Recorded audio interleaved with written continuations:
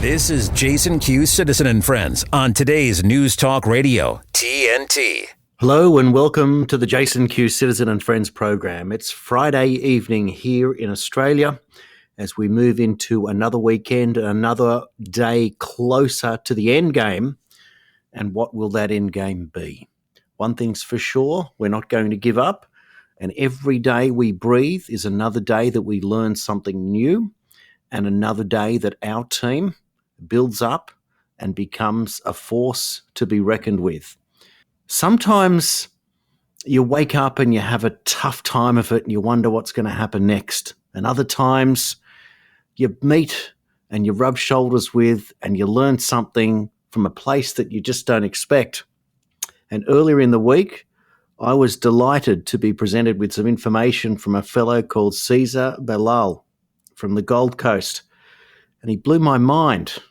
And accordingly, I read it out in the show. I'm going to read it again in tonight's show to introduce him because he's going to be on very, very soon.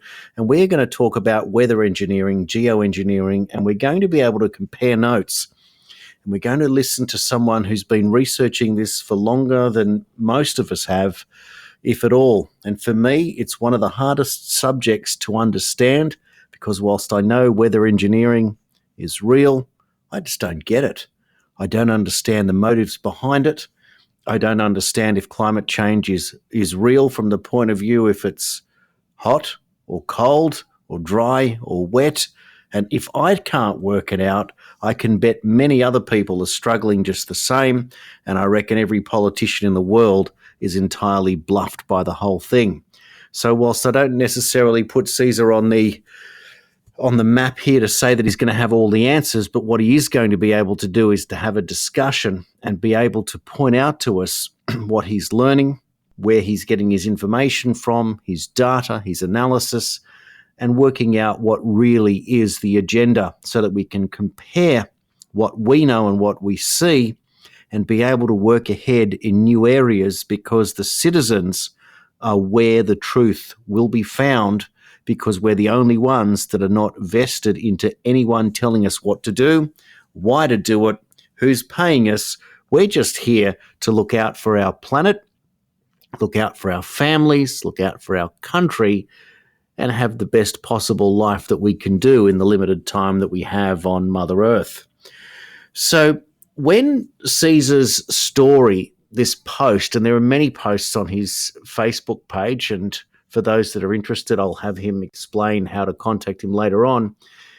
But it's really impressive when you look up in the sky and you see these strange weather patterns, these strange clouds forming, these pathways of what looked like the old skyriders, and all of a sudden now they're everywhere with these aeroplanes dropping lines and lines and lines of white dust, it seems, in the sky. What is it? What's it for? Are they heating the planet up? Are they blocking out the sun? Are they spraying us with chemicals? And why are they doing it? What's it all about? We've heard about Bill Gates talk about blocking out the sun for climate change to try and attempt to lower the temperature of the planet. And then we hear with all the toing and froing of cutting down our coal mines and cutting them out, that Mark Latham reports today that according to Matt Keane, the New South Wales Treasurer, we might be able to reduce the temperature by 0.0005 degrees or less in about 30 years' time if we decide to completely get rid of coal in our country. So have these people lost their minds, or is this all part of a bigger agenda? And is that agenda so that we're all confused and we don't know what's going on? And therefore we simply trust authority because authority is the only one that we're allowed to trust and the only one we're allowed to believe in. This is the strange world that we are today when people walk away from divinity and believe only in government. So I'll read this post. I'm so impressed with it. Why is it so cold, and what does endothermic reaction have anything to do with this? An endothermic reaction is basically a process of energy absorption that leaves the surrounding air cool. An instant ice pack is a basic example where the chemical inside absorbs the heat energy in the liquid once mixed, resulting in ice. Typically, ammonium nitrate is a known substance used to create an endothermic reaction, or in other words, absorb the surrounding heat energy where there is available moisture and thus cool the surrounding air. 3 years ago, Sezer took it upon himself to have a snow sample from Mount Macedon, Victoria, lab tested.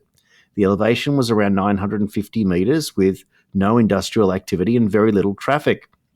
Lo and behold, ammonium nitrate was present, along with the typically expected fallout from all the atmospheric spraying that is joyfully denied by many. Well said. Bear in mind that I just caught the tail end of the precipitated snow event. Imagine what the result would have been if I had tested the initial precipitation. So what is happening on the east coast of Australia? The air feels unnaturally cold, many headaches and migraines. I know that my blood pressure drops during these engineered events. We have plenty of available moisture for the process of chemical ice nucleation to bring the temperature down on a grand scale. Is this what is happening? So why would they bring the temperatures down? To influence the political climate on climate-related policies, perhaps? The masses in a lulled state, unaware of the collapse and the meltdown that is unfolding. Maybe it's to keep the many buying into the global warming is a hoax narrative, to polarize the populations on one more subject, to collapse crops during blossoming seasons, to induce the process of dormancy in the ecology when it is not occurring naturally. There are so many agendas and we can speculate all we like, but the fact that this whole process is extremely toxic, unavoidable, and further facilitates the death of the whole planet is very real. We are literally fighting for our lives. Investigate. Sezer is going to be here in a moment, and we're going to talk about that, and hopefully we're all going to learn, if we need to and we want to investigate, where to start, how to do it, and how to make sense of the data. Don't go anywhere. You're listening to TNT Radio. Government couldn't stop a flu-like virus, and now they want you to believe they can stop the Earth's climate from changing?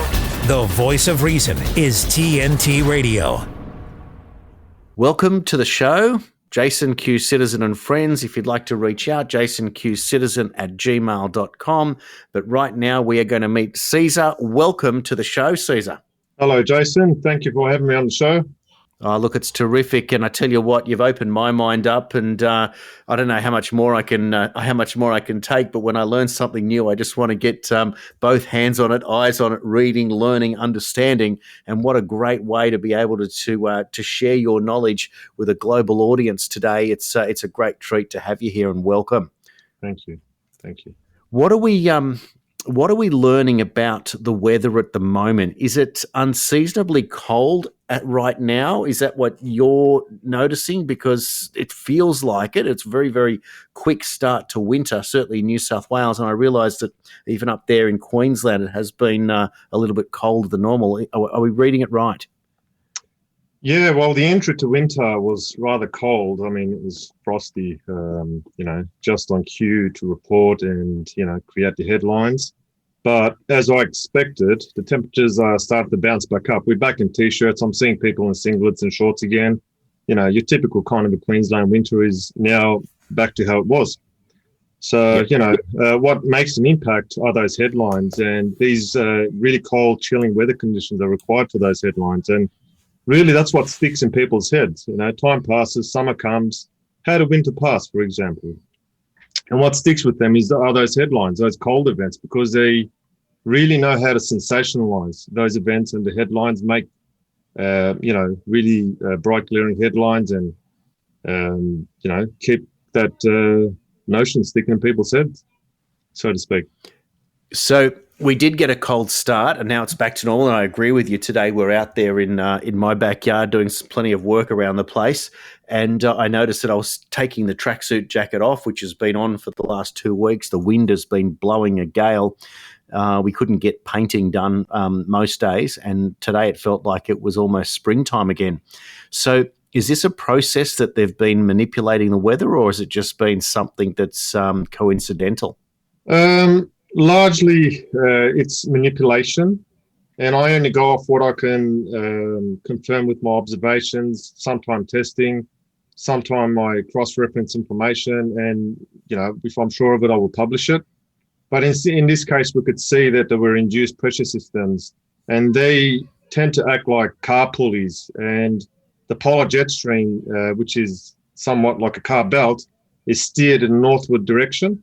And we receive the actual polar air mass, which is usually contained in the Antarctic region or in the northern hemisphere in the Arctic region, delivered to given regions that are selected to create those headlines. Now, alternatively, sometimes if the moisture is available, and I think in this instance, this is what happened, they can chemically nucleate by spraying certain agents such as ammonium nitrate. There's other chemicals too. We can discuss that a little bit later, to absorb the heat energy and create those cool downs, which tend to feel unnatural. It's a very penetrating kind of cold. I mean, as I'd mentioned in my post, my blood pressure seems to drop in a very weird way. A lot of people start to get respiratory and headaches, migraines, those sort of symptoms. So that's what I believe is going on at the moment. And, I believe we'll have more of these events throughout the season.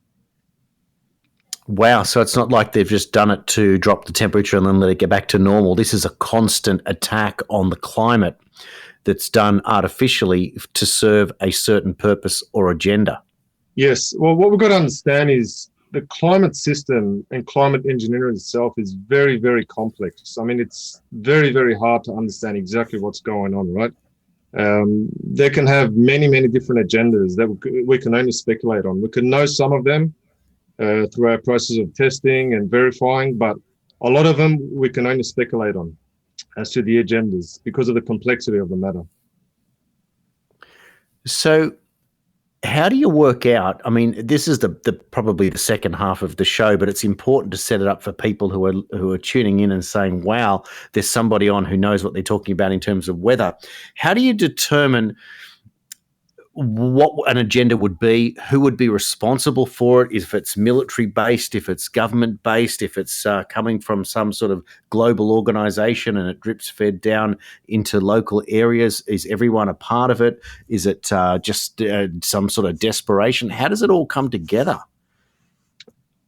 Well, I think the dominators have one goal, really. It boils down to one goal, and that's just to maintain their stranglehold on power and control. That's what it boils down to. And if an unraveling climatic situation is, breaking that grip off that proverbial lever, they will do everything they can to maintain that grip. And, if weather conditions are going to render their system non-functionable, or, without function, then, they will have their motives, they'll have their reasons to induce these kind of weather conditions. And that's when I try to makes sense with patterns. I mean, for example, you look out for dates, you look out for season entries, and here they go again with the same sort of behavior and patterns and reporting, news report sensationalization.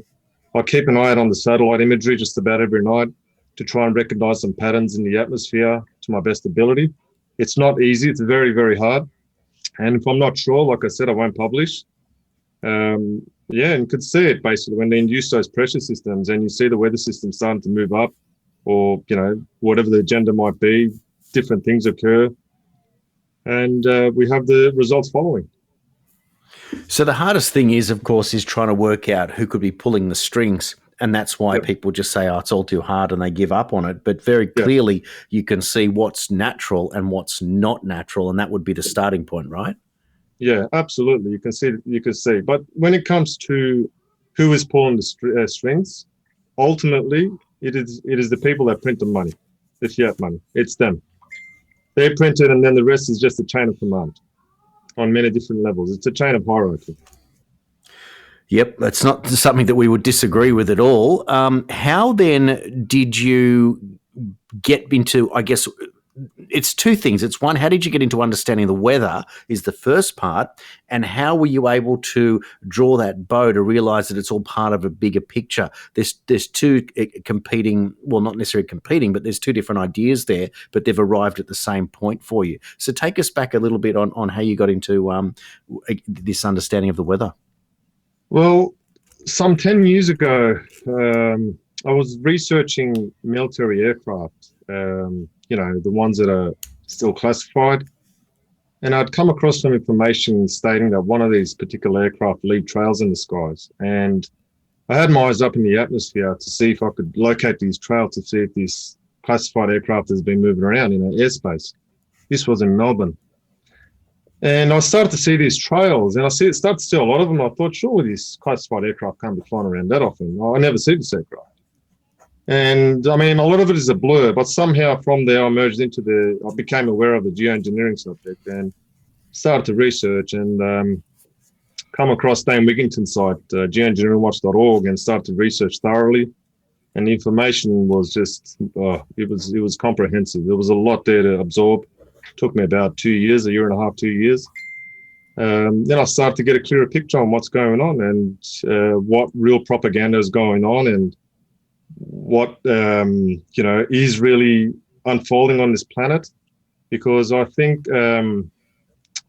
on both sides of the fence there is a lot of deception, and a lot of us have been duped to believe a lot of lies, but somewhere in the middle there's a balanced view, and there's a lot of information that's coming out that will back that up, and a lot of consistencies, a lot of news reports that will back that up. And that's pretty much how I came to understand what is happening.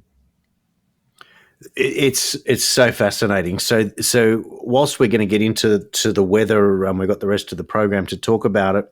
The idea that you're looking at classified military aircraft and hoping to spot one even in Australia is fascinating on its own.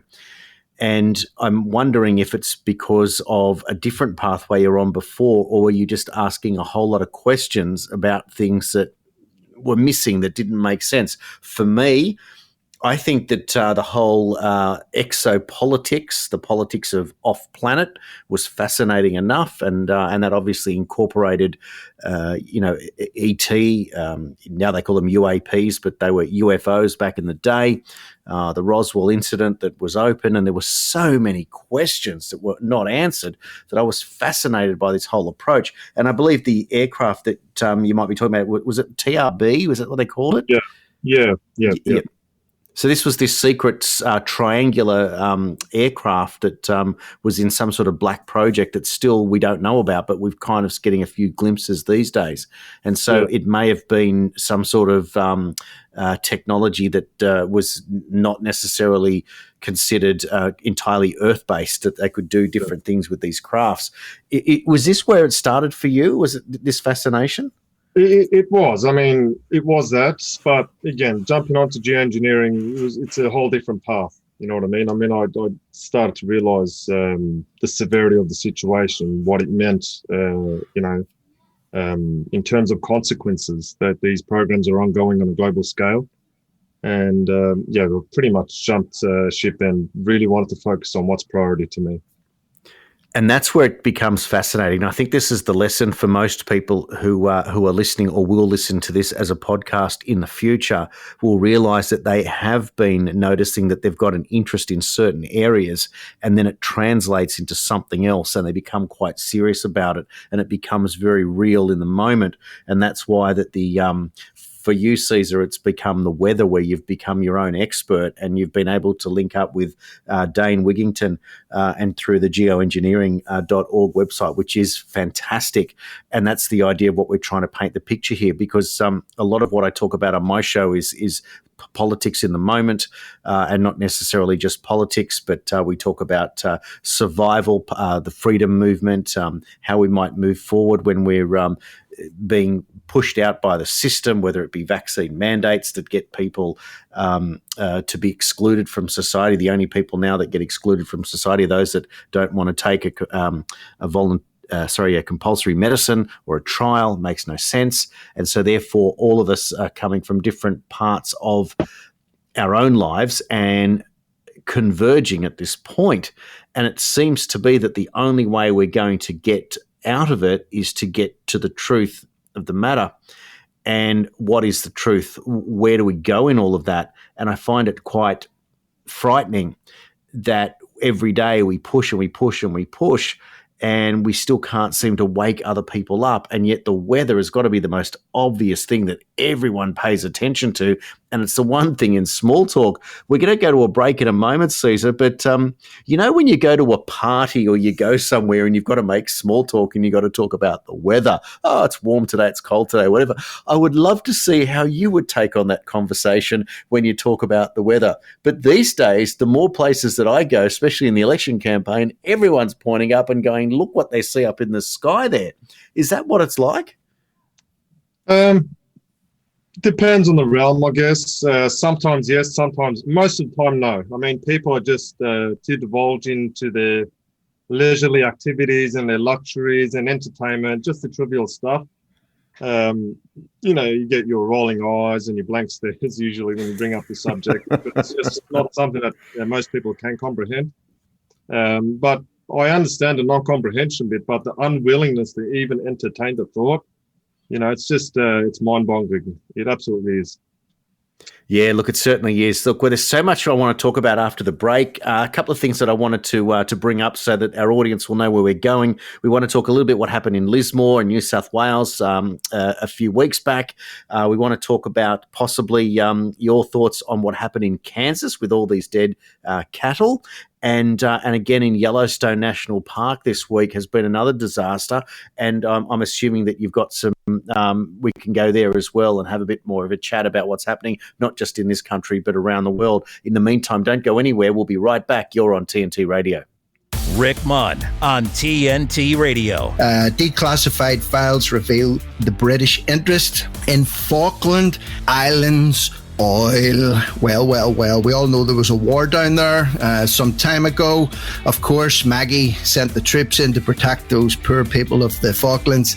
Did she? Hell, I'm sensing she was threatened that they might lose some oil reserves in and around the island. What do I know? I'm just an old cynic who believes politicians are out first and foremost to line their pockets and protect their own interests, rather than the interests of a half a dozen islanders living somewhere off the coast of South America. But that's the old cynic in me. I'm an old cynical Irishman. Why? Because I've lived and grown up in the United Kingdom / Ireland for the last 48 years, and let me tell you, there's none more disgusting breed of politician. Rick Munn is locked and loaded on today's News Talk, TNT Radio.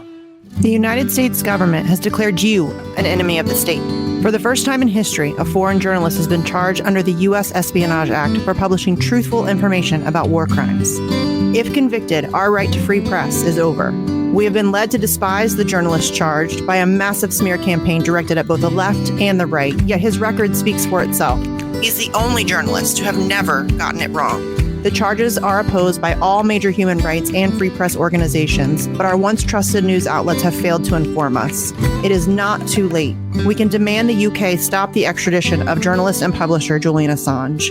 We can demand the Department of Justice drop the charges.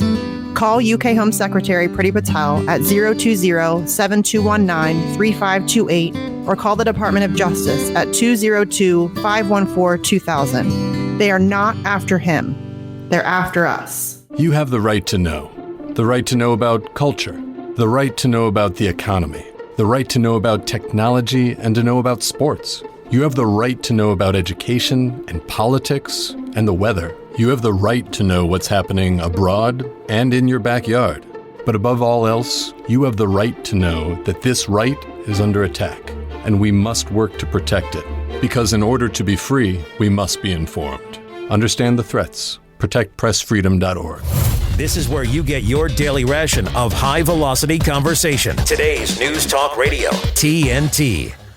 Welcome back to Jason Q, Citizen and Friends. We are discussing all things weather, and we have a superstar in the making. His name is Sezer. He comes from the Gold Coast, and we're about to get into the meat and potatoes end of what it is that we can understand about weather engineering. Is it real? Is it not? How do they do it? Can they make it hot? Can they make it cold? Can they make it rain? If so, why so? Sezer, can you make it rain, and can you make it not rain?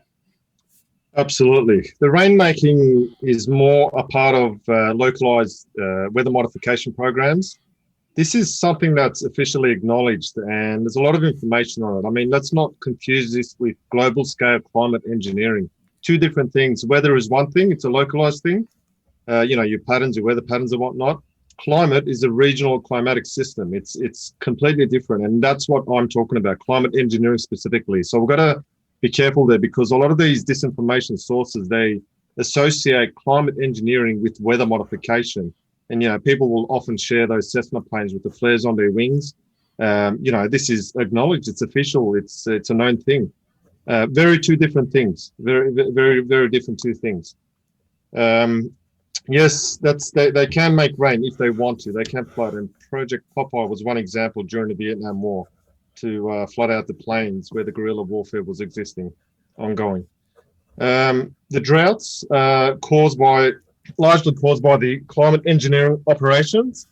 A lot of the particulates that are dispersed in the atmosphere, they load the atmosphere with too many what's called cloud condensation nuclei, or let's just call it dust particles, where if there is available moisture, or vapor moisture, they cling onto each particle, not forming heavy enough to fall as a raindrop, and thus it migrates. And that's sometimes when we see those featureless cloud canopies, those depressing cloud canopies where there's no wind, no rain, just nothing. And it can last for days. And I know in Melbourne, it would go on for days, 8 months of the year, actually, to be exact. And this is ultimately what the stated goal of their proposals are, to achieve this for the sake of bringing down temperatures. But what it is doing in actuality is creating short-term cool downs with an overall warming effect by trapping heat and destroying the ozone layer, which allows more thermal energy to come in and cause more damage. So yes, they can cause droughts, they can flood plains, they can do all sorts of things. So they go out there intending to cool the planet, so they've got the right intention because they believe we need to cool it, but the unintended consequence is that it's heating up anyway due to these pockets of temperature here. Is that right? Not quite. I mean, they know what they're doing. I mean, the people that are operating the systems aren't asking questions, the order followers, so to speak. No, they think they're doing something benevolent, and that's why they're involved in these programs. But the people at the very top know what they're doing. It's ultimately, it boils down to power and control.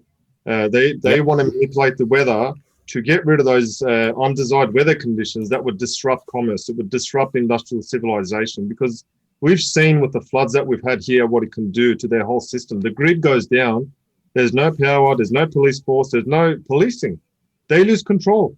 And then it's the law of the jungle that ensues.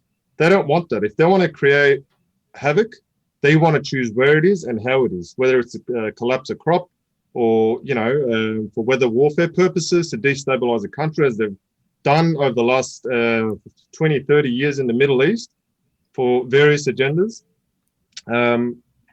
They can do this. Absolutely.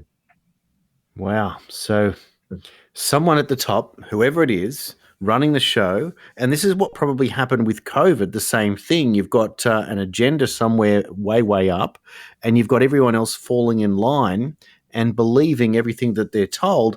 But this weather thing is something else. You can make people think that they're cooling the earth, which satisfies what they're doing. So everyone thinks they're doing the right thing by it all. They go out and sell a story to the planet that we've got to get rid of the fossil fuels to make our own contribution.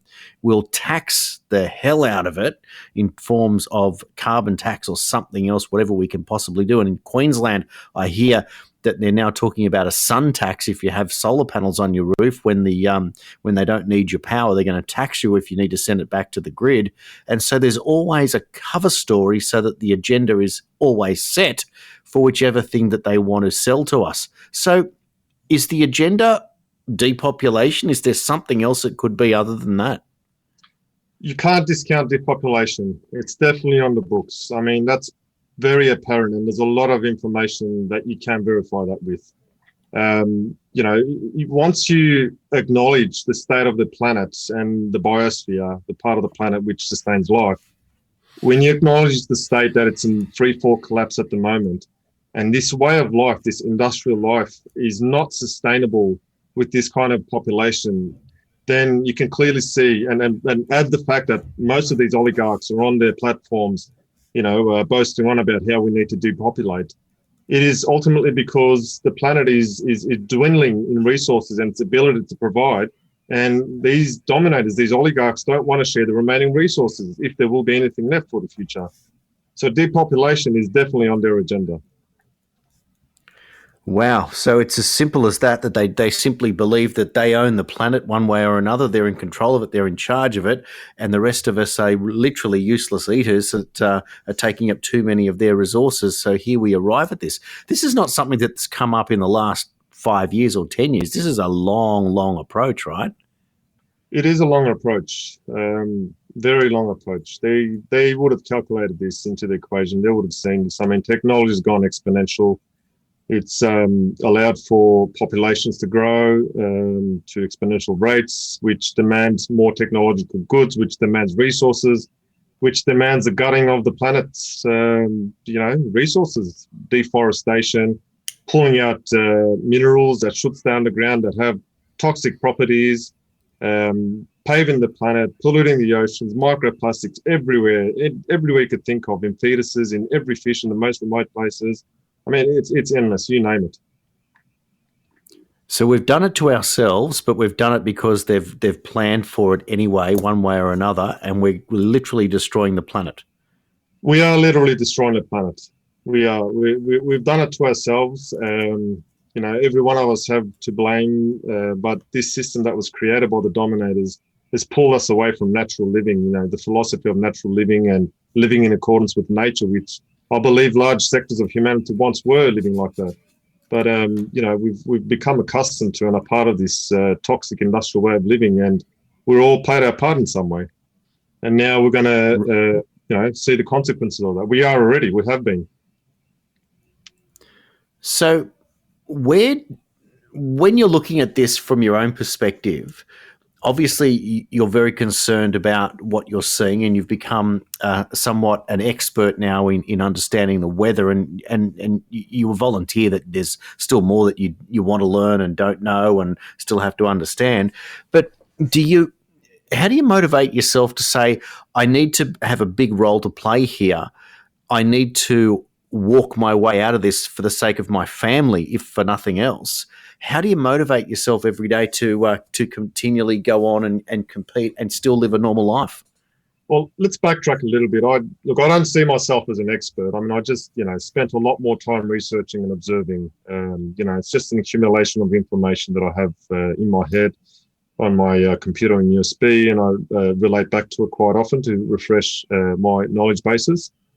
But what gives me the motivation is the realization that, this planet is sacred. It's absolutely sacred. This experience of life is sacred. And looking into your children's eyes and seeing that pure innocence, when you observe nature and you see the birds just hopping from one tree to another, or any other wildlife, really. I mean, what gives the human race the right to take away that experience from any sacred existence, really? What does?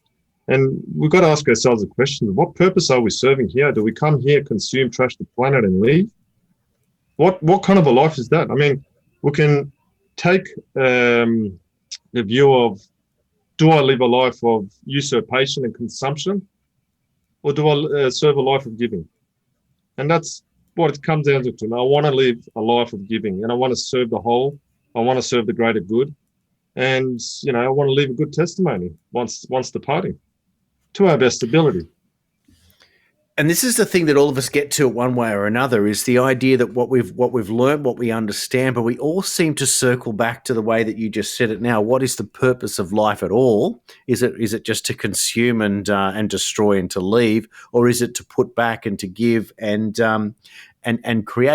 create more? And obviously the purpose of whether you believe in evolution or creation, at the end of the day, we're only here to replace ourselves. That's all it's for. But surely to goodness, we don't want to be the last people on Earth before the planet self-destructs because it was us that did it. It makes no sense. So there has to be another way of going about it. So you're understanding what's going on here.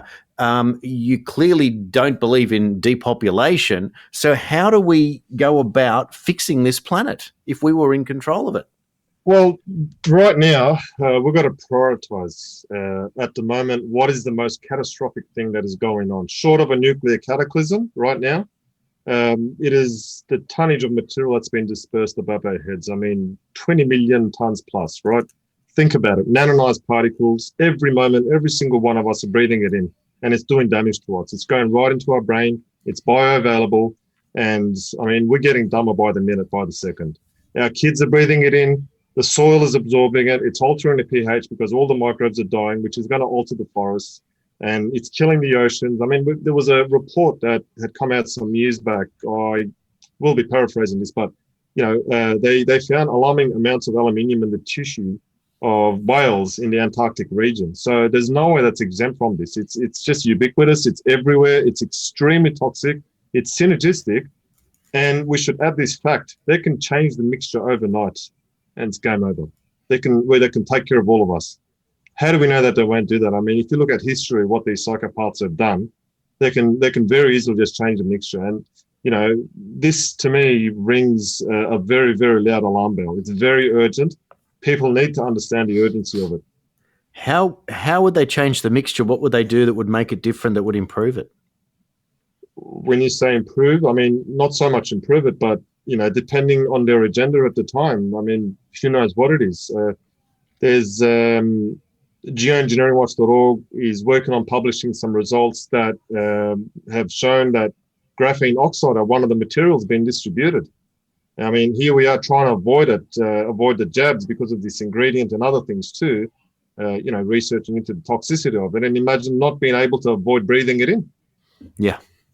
It is absolutely frightening. So for people listening in on this show, we're very well aware of graphene oxide, and of course it's challenged, and we're told that it's not inside the injections. What difference does it make if we're breathing it in anyway that's out there? Is this something that's being sprayed all around the planet or in certain areas at this moment? Well, I think tests and studies that are soon to be published will reveal more on that. I think it's a little bit early to say anything quite yet. We'll wait for that one. But one more thing I want to add, I mean, there's synergistic toxicity too. We keep mixing all these toxic substances in the air. We don't know. I mean, we know that aluminium on its own is very toxic. Mix aluminium with graphene oxide. What kind of a result is that going to produce? Mix aluminium with the barium oxide that we know is in the air, or the strontium oxide. There's polymer fibers in there. And then we got our background pollution. We've got, hydrocarbons that are burning into the atmosphere from all sorts of plants, cars, trucks, all these things that are mixing and coming down on us. We have airplanes that are also doing fuel dumps. It's a whole cocktail of a toxic soup. And we don't know, I mean, we know it's doing damage, but the degree is just incalculable, absolutely incalculable. It's just absolutely unbelievable to think that this is what's going on. The elites seem to know what's going on, and yet they must know how to protect themselves, and that's what really gets under our skin, right? That all of this is going on, and they have this other plan. How are they doing that? Well, again, that comes to speculation. I mean, there is a process of chelation, which is quite expensive and not really available to the general public, where they can cleanse their blood. But really, we've got to look at history. I mean, these people are psychopaths. That's what allows them to be in the position they are. They have no empathy. They've got no touch with humanity. They're absolutely psychopathic by nature. And you look at what they've done to the whole planet, including themselves in history. I mean, detonating thousands of bombs in so many islands and contaminating every single thing, including themselves, with radioactive material. I mean, if the whole planet is covered by microplastics, even themselves will be contaminated. So, I mean, they're psychopaths. And I think it was psychiatrist Scott Peck, his name was. He had defined the definition of insanity by saying something along the lines of, insane people have no comprehension to the consequences of their actions, even to themselves. And I'm paraphrasing that. And that's the definition of insanity. And that's what these people are. They're absolutely insane. And if it means they're going to destroy the whole planet to maintain their empire, to maintain their way of control and kingdom, they'll take the whole planet down with it. So we shouldn't try and see that from our perspective, try and understand it with our kind of mentality. These are different creatures, very different creatures. So how do we, short of understanding what's going on, and once people wake up, then everything changes because that's the way that we arrive at justice. It purely becomes that there's more of us than them. But how do we protect ourselves in the short term?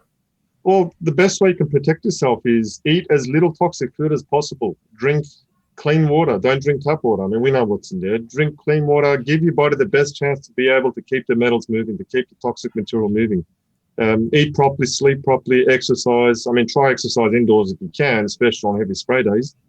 Keep your state of mind good. Try keep your body in a state of absolute health as much as possible, given the circumstances, so it can deal with the oncoming onslaught from the sky. Okay, well, it makes a lot of sense, doesn't it? Because that's what we already know, and we are still, and that's why we're still walking and talking and going to work and doing everything else. So this stuff is a slow poison, but it's only the beginning of the understanding of it all.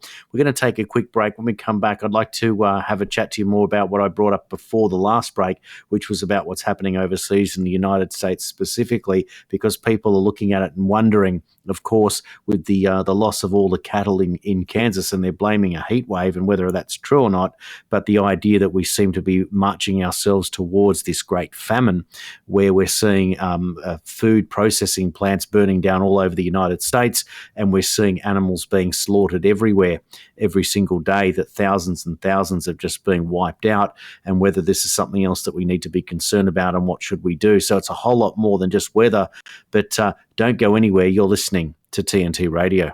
According to the New York Times, Biden has granted the Earth climate stability due to higher gas prices.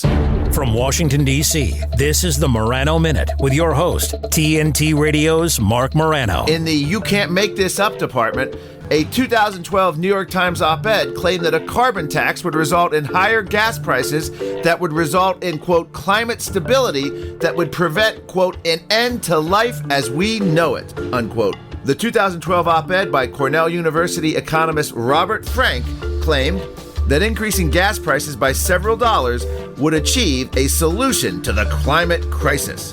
Fast forward 10 years, and Joe Biden must have solved climate change, with gas prices more than doubling in the United States, going up several dollars a gallon. But wait, it's also confusing. In 2012, the New York Times said cooling the climate would create climate stability. But the same newspaper in 1976, during the global cooling scare, warned that warming the Earth was the only way to achieve climate stability. Yes, don't question the science. For the Morano Minute, this is Mark Morano on TNT Radio. I came to clean and noticed there was no food in the house. She told me her sister just forgot to pay a few bills. He was in for his monthly trim when I noticed the bruising.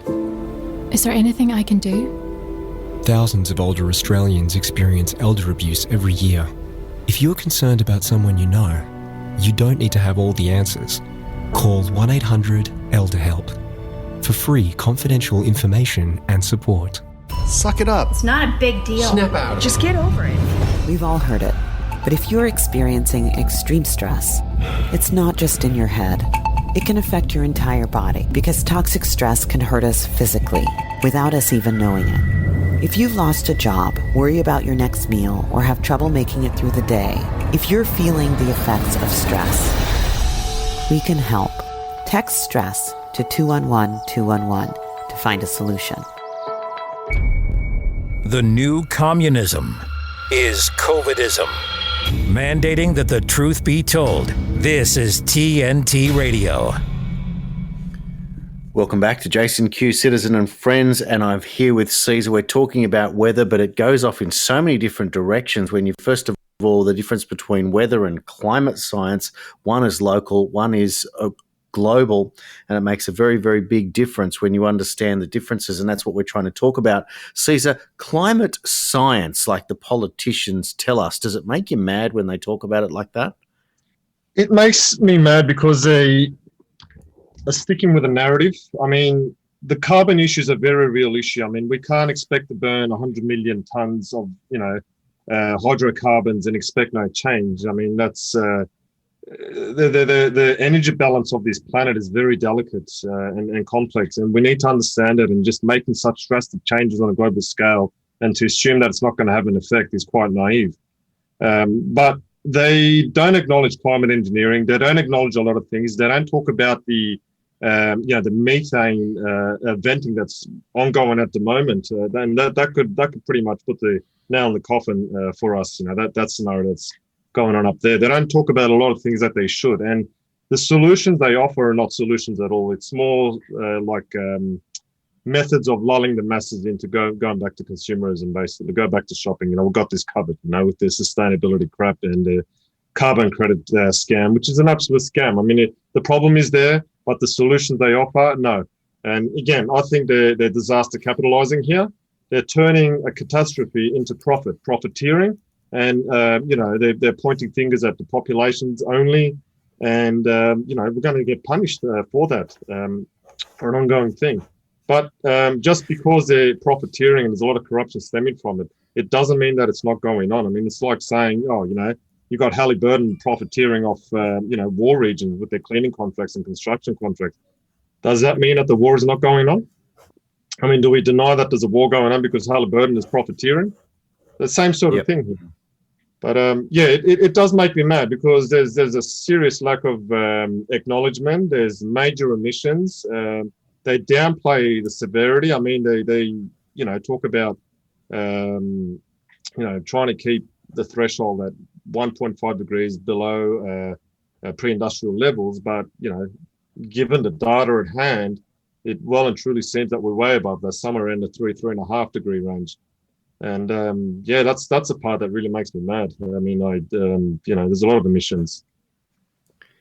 So how would you go about changing it? So you take over for a period of time. What's the plan? Okay, so here's the thing. From my observation, when we talk about awareness, awakeness, a lot of people know a lot of things going on, but they don't care.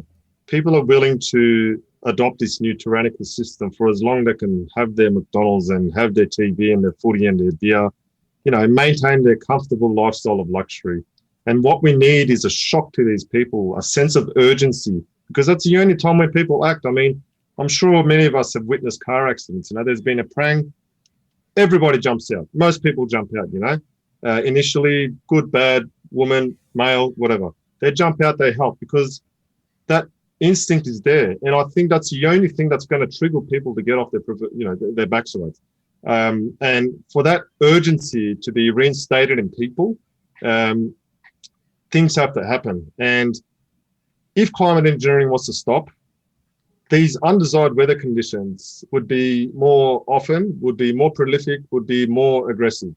Now, it would not work in the favor of many of us in the short term because our way of life would be disrupted.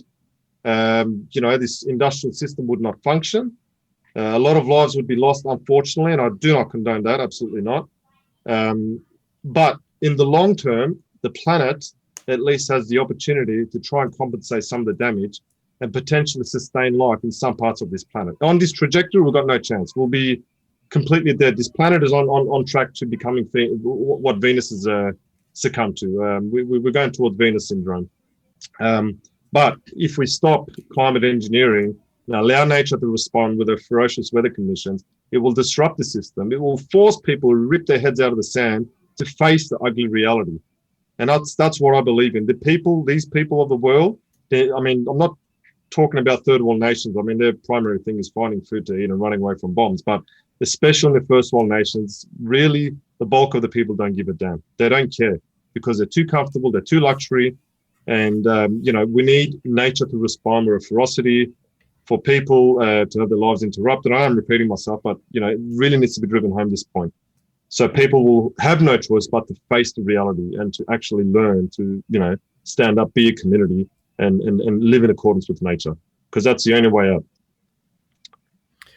And so, therefore, that's the idea of talking about whether there's too many humans and whether we need to move off planet, which should be something that's spoken about. If these people want to talk about depopulation privately and let it seep out publicly, then why aren't they talking about the idea of moving off planet? And if we have to move somewhere else in the future, whether it's 50 years or 1,000 years, however long we can last, then so be it. But at least we would learn from our mistakes. And just to go back there, you made the point about Venus. In your opinion, was Venus caused because there was life on it that made that happen, or was it just the way that that planet has always been? No. Venus had a runaway greenhouse effect where basically it hits a tipping point and you have what's called feedback loops that are triggered. And they all contribute to the proverbial monster waking up, and then the next one wakes up the next monster, and they all contribute to excessive warming. And the warming is like putting a blanket on the atmosphere where the heat that's incoming gets trapped in the atmosphere and can't get out, and eventually gets so warm that the oceans boil to the atmosphere. And Venus is something like 400, 450 degrees on the surface at the moment because of that. It's a runaway greenhouse effect. It can happen naturally. Given certain circumstances occur. Again, it's complex, but in this case, in this moment of history, the human race is the cataclysm that's caused this. I mean, in lockstep for this to occur at this time, it's not a coincidence. When you look at it statistically, the human race is and the industrial activity is the causal factor behind this. And if we do not change course in a very, very short, near term within this decade, we probably won't even see the end of the decade because the equation is actually exponential. It's not linear. And this is the frightening part. So something's got to give, and it's going to give quickly. Yes. And it's very clear that things are happening very fast as we speak. So let's consider some of the points. I mean, the UV, the ozone layer, is the collapse is imminent on this trajectory of destruction. The ozone layer, based on some of the testings of geoengineeringwatch.org, we've got till 2025-26 before the ozone layer is non-functional anymore. And there's many reasons contributing to the decimation of the ozone layer, but the primary causal factor is climate engineering again, through their ionosphere heaters pumping billions of watts of microwave energy into the atmosphere to ionize it. It's shredding the ozone layer. The constant spraying of the material chemical reactions, the alteration of the light wavelength from the sun is actually inhibiting evaporation, which would otherwise deliver oxygen to regenerate ozone. And this has been ongoing for 75 years plus. So the ozone layer has been destroyed. It's not being regenerated, and thus it's running thin. And eventually, when it's no longer functional, you can imagine what will happen to the flora, the fauna, and the rest of us. Life will not be sustained. And that's looking at it from only one angle. Just one angle. That's how severe our situation is. And I have my instruments, basic instruments, and I, for a whole year, tested just about every month, just about every day, to see what the goal is with the UV index. Geoengineering Watch was producing some, good outcomes, and I wanted to see if I could test myself and have something not definitive, but more indicative. And I found that what the authorities were telling us, that the incoming UV energy, 5% of it was supposed to be UVB, 95% UVA, and no UVC reaching the Earth's surface. Now, I found that every test I've had, the UVB content, the one that causes skin cancer, was 50% and more, not 5%. Every test. And that test, these test results, they align with the results of geoengineeringwatch.org. Again, their testing is more thorough, it's more professional, it's more definitive. Mine is only indicative. And I, took a lot of photos on the highest UV days, and I've seen how the leaves and branches and trees were singed and burnt, and tree trunks were exposed. It was incredible. The north side where you get the most sun exposure. So, again, that's just one angle to look at it. The kind of catastrophes we face, how near term it is, just the UV alone. We have seals in Antarctica that are going blind from the reflection. We have the UV factor contributing to the collapse of the Great Barrier Reef, which is pretty much 25% dead. And the rest of it will die at a very short rate soon. Not only because the UVB, the acidification plays a part and the heat plays a part, but the UVP is one point that's not acknowledged by the mainstream. Another important factor about the UV, phytoplankton is half our oxygen source on this planet. They come to the surface to produce vitamin D. They get killed by the excess UV index. And now we have UVC reaching the Earth's surface, which pretty much undoes DNA. And again, I encourage people to look at geoengineeringwatch.org. The data is there. It's just incredible. So phytoplankton's disappeared. 50% of that. That's 25% of our oxygen source is gone on this planet. So when you put things into perspective, it is very dire just from the UV perspective alone. This is massive, massive news, and it will be very, very hard for people to understand what's going on. But as Cezer's been able to tell us in a lot of detail on the show today, which we have reached the end of it, unfortunately, is go check out geoengineeringwatch.org. That is Dane Wigington is the operator of that website. Sezer is technically one of his international students, for want of a better term, but somebody who's doing amazing work right here. We are down to our last 30 seconds, so I just want to say thank you, Sezer, for taking the time to be on the show. Please come back and tell us a little bit more about the developments in the different research that's going on in a subsequent show. I'd love to be able to catch up with you with some more, but in the meantime, keep up the good work. It's absolutely amazing, and have a great weekend here in Australia whilst the weather is at least very nice. And we've got Rick Mann coming up next. You are listening to TNT Radio.